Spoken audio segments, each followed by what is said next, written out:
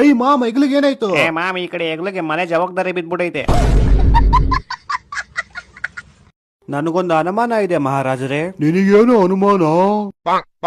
ಊರಲ್ಲಿರೋ ಎಲ್ಲರನ್ನ ಚೋಟ ಭೀಮೆ ಕಾಪಾಡ್ತಾನೆ, ನೀನೇನ್ ಶಡ ತೆರಗಿದ್ಯಾ?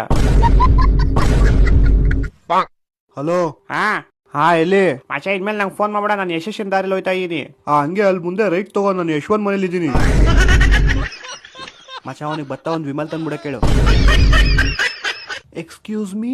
ಎಸ್. ನಿಮ್ಗೆ ಯಾರಾದ್ರೂ ಗರ್ಲ್ ಫ್ರೆಂಡ್ ಇದ್ದಾರಾ? ಇಲ್ಲ. ಯಾಕೆ ನಿಮ್ದು ನಿಂತ್ಕೊಳ್ಳಲ್ವಾ?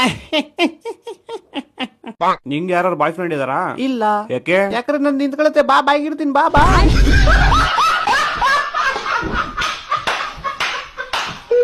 ನಾನ್ ರಮೇಶ್ ಅಲ್ಲ, ಇವನ್ ಸುರೇಶ್ ಅಲ್ಲ. ಮತ್ತೆ ಯಾರಣ್ಣ ನೀವು? ಇವನ್ ರಮೇಶು, ನಾನ್ ಸುರೇಶು.